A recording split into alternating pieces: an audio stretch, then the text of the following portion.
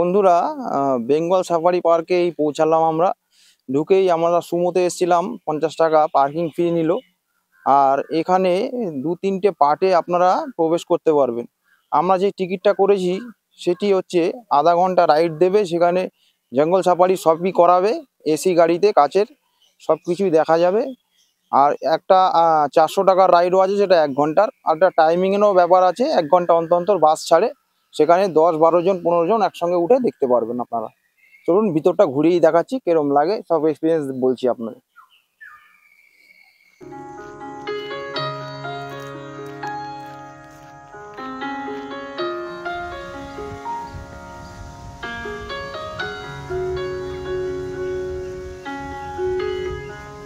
প্রবেশ করেই এটি সম্পূর্ণ প্লাস্টিক মুক্ত এরিয়া।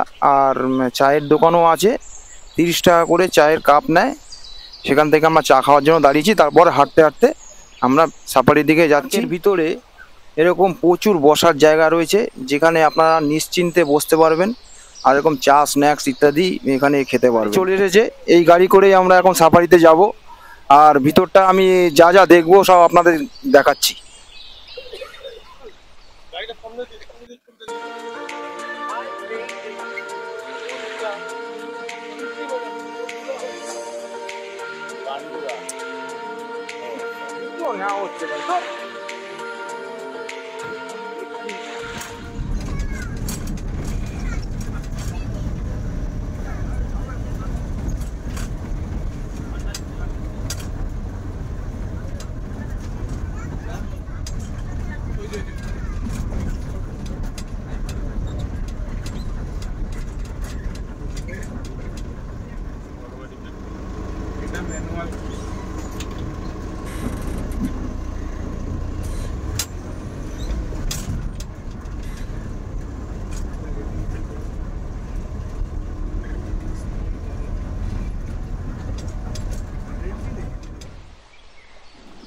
এই সাফারিটা একটু বেশি মজাদার এই কারণে যে গাড়িটা করে আমরা যাচ্ছি এটা টোটালটাই শীততাপ নিয়ন্ত্রিত।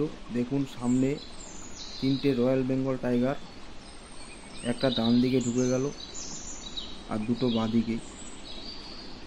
মানে এই যে এর আনন্দের অনুভূতি সেটা আপনাদের বলে বোঝাতে পারবো না।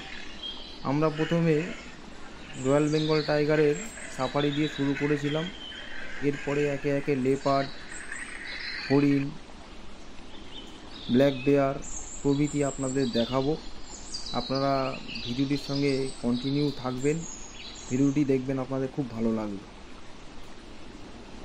দেখুন 2টো বাঘ হেঁটে যাচ্ছে, আর প্রচণ্ড বড় সাইজের এই বাঘ দুটো। আর ভিতরের ফিলিংসটা একদম জঙ্গলের ফিলিংস আপনারা পেয়ে যাবেন। খুব সুন্দর করে সাজিয়েছে এই জঙ্গলটা।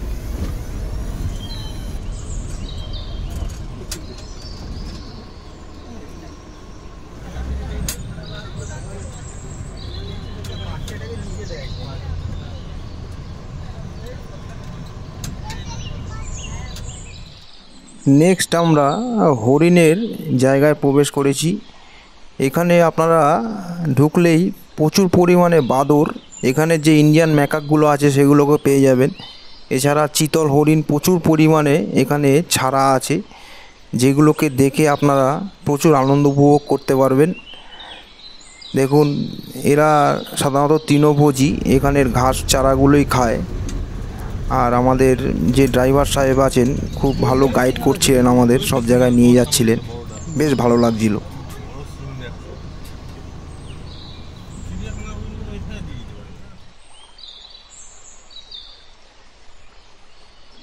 এবার আমরা ব্ল্যাক বেয়ারের ওখানে প্রবেশ করলাম। আর এরা প্রচণ্ড হিংস্র হয়, আর এরা সব কিছুই খায়, সর্বভুক, তৃণভোজী মাংসাশী দুটোই। আর এই ভাল্লুকটি আমাদের গাড়ির খুব কাছাকাছি চলে আসায় আমরা অনেকক্ষণ একে ক্যামেরা বন্দি করতে পেরেছি আপনাদের দেখানোর জন্য। তাই আমাদের কমেন্ট করে অবশ্যই জানাবেন ভাল্লুকটিকে আপনাদের কেমন লাগলো।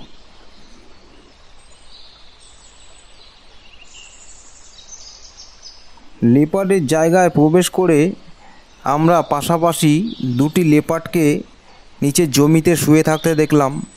আমাদের ভাগ্যটা বেশ ভালো ছিল, কারণ কি লেপারটা সাধারণত গাছের উপরেই থাকে, নিচে সাধারণত দেখতে পাওয়া যায় না। জঙ্গল সাফারিতে এসে আমরা ময়ূরের নাচটি দেখে মন মুগ্ধ হয়ে গেছিল আমাদের। রাষ্ট্রীয় পাখির যে তকমা যে একে দেওয়া হয়েছে সেটা খুব একটা ভুল করা হয়নি, এতটাই সুন্দর এই পাখিটি।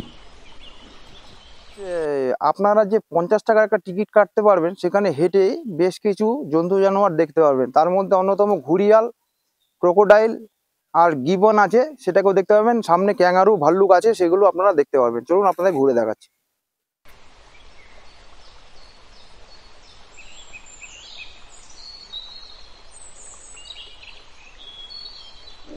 এটা একটি বন বিড়াল, আর প্রচণ্ড ক্ষিপ্র হয় এগুলো, আর একভাবে জায়গায় স্থির এরা থাকেই না, সব সময় চলে বেড়ায়।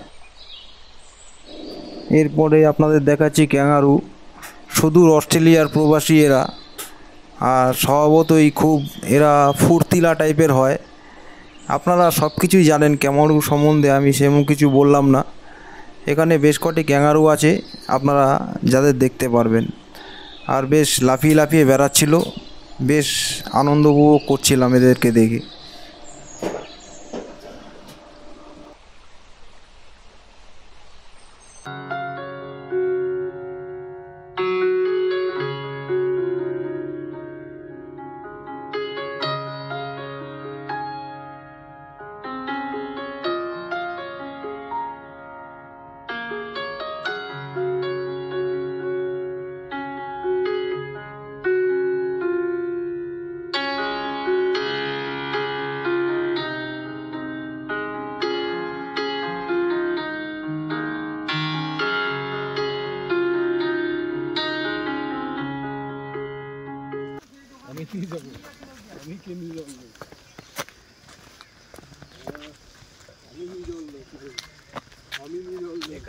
ধূমপান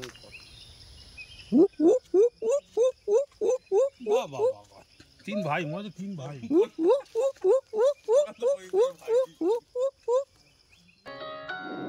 এই চিড়িয়াখানাটি প্রচুর বড় এরিয়া নিয়ে তৈরি হয়েছে। আপনারা বাচ্চাদের নিয়ে আসলে এখানে খুব আনন্দ করতে পারবেন। আমাদের সময় খুব একটা বেশি ছিল না, তাই আমরা এখানে যে চিলড্রেন পার্ক ও মিউজিয়াম আছে সেটিকে আপনাদের দেখাতে পারলাম না। আপনারা বাচ্চা নিয়ে আসলে অবশ্যই এই জায়গাগুলো ঘুরে যাবেন।